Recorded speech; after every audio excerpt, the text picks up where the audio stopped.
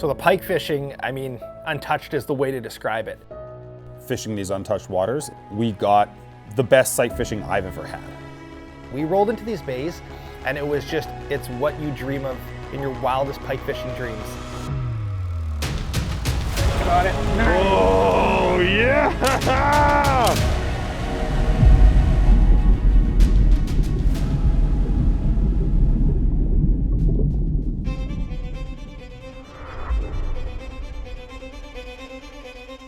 That plane ride from Thompson to Munroe is spectacular. There's water all over the place, more water than you'll ever see.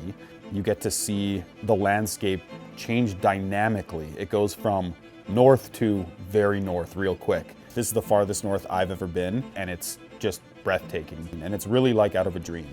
The anticipation for this trip was high. I remember looking through the Master Angler books when I was younger and seeing these 50-inch pike coming out of Munroe Lake, but it was always in the back of my mind as a place I wanted to visit in Manitoba. And now getting the opportunity, and anytime you've got a huge lake like this with virtually no angling pressure, it sets itself up for spectacular fishing. So I knew coming into this that we had prime dates, we had this amazing untouched fishery, and we were gonna see some things that we'd probably never seen before. So the pike fishing, I mean, untouched is the way to describe it. We rolled into these bays and it was just, it's what you dream of in your wildest pike fishing dreams. We got the best sight fishing I've ever had. You just see pike laying everywhere like logs just floating around in the bay. If you dream of shallow water pike fishing, this is the best shallow water pike fishing I've ever seen. That one's too small. Okay, that's a medium one, that's a big one. I've never put hook sets on that many pike ever. And the top water strikes, oh man. These fish are snapping and they want to eat everything.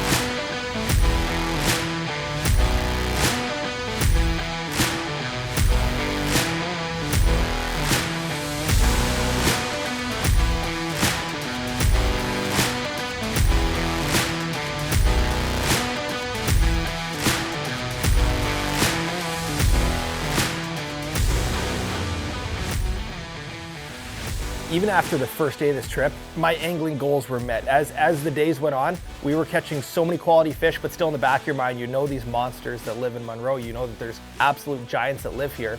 So, well, today I had my first opportunity at a big fish. I was working my bait beside the boat. All of a sudden I saw this log sitting down there. I got a cast at it. Big giant pike comes up, eats my bait right beside the boat. The fight was on. Josh netted it. It was the biggest fish of our trip, just under 43 inches, and just giant. This thing was a different class of fish.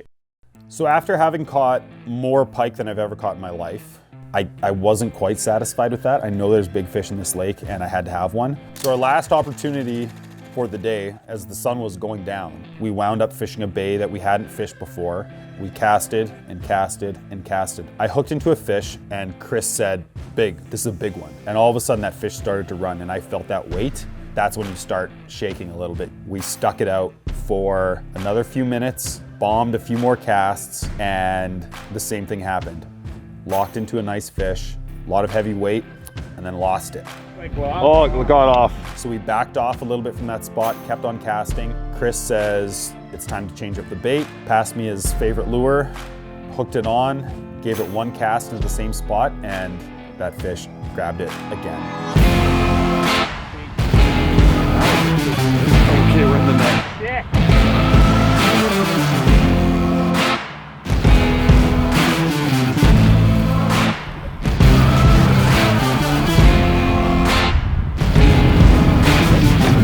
Fish. Oh, I think it's a good one.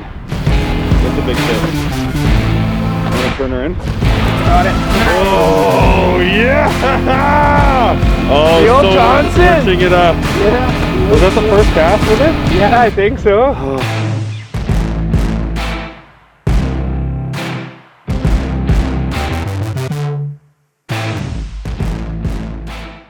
The most magical times of the day are sunrise and sundown.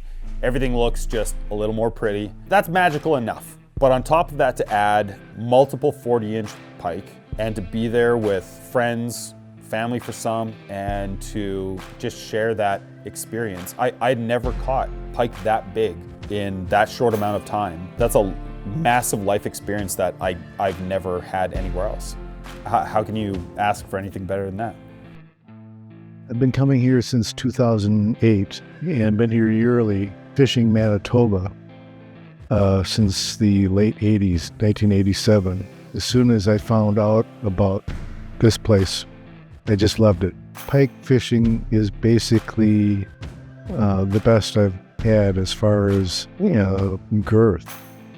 The size of the pike here are unlike anything I've ever seen. So even catching a shorter fish, and I'm saying 37 to 39 inches being shorter, they're fat. My friend and I today caught 60 or 70 pike, and probably 15 of those were really hefty, 37 to 40-inch fish. And those strikes are just like burnt to the back of my mind. Eating lures inches away from your rod tip, right in front of the boat. Yeah, incredible. There isn't a ton of grayling opportunities in Manitoba, but Munroe is at the top of the list. When you look in the Master Angler book, you see Munroe, Munroe, Munroe. After some walking through the river, we got set up at this convergence of a couple set of rapids with a deep pool at the bottom. It was just gorgeous. We're in this fairly quick moving water. You feel the potential when you get there. And it didn't take long and we were tangling with Manitoba grayling.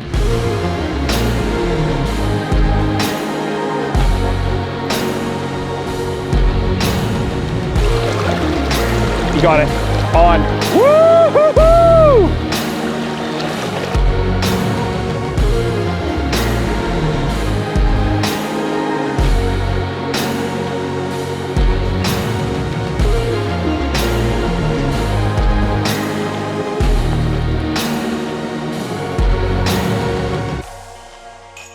I'd seen the photographs, I've seen footage, and nothing compared to the emotion that welled up in me seeing those colors. There's nothing like it. After a few more casts, I had zero assumption that there could ever be massive fish cruising around in that skinny water. And I've locked into this just insanely colored up, orangey looking tank, heavy river lake trout. That's a fish of a lifetime. I'll never forget that catch. Whoa! Wow!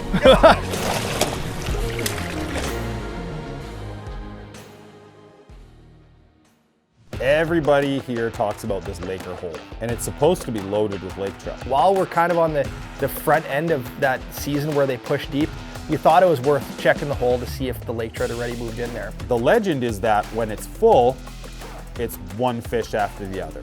We pulled up, and guide tells us that this is maybe 10% of the fish that are in the hole than there should be, and it might be a little bit slow, so be prepared. It was every drop.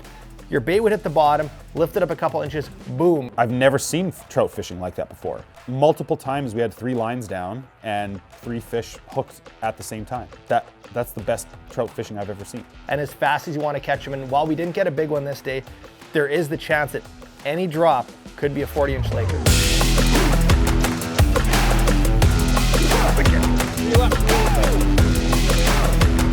You're just fighting.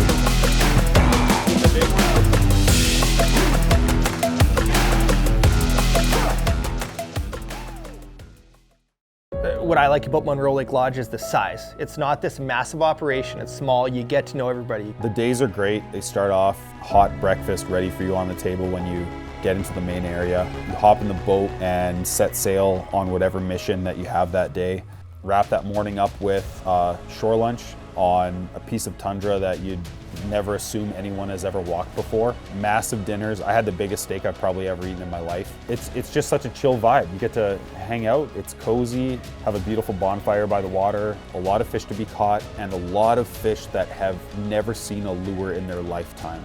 They haven't been fished in a very long time, and this is the time to hop on a plane and get to Munroe because these fish are snapping and they want to eat everything.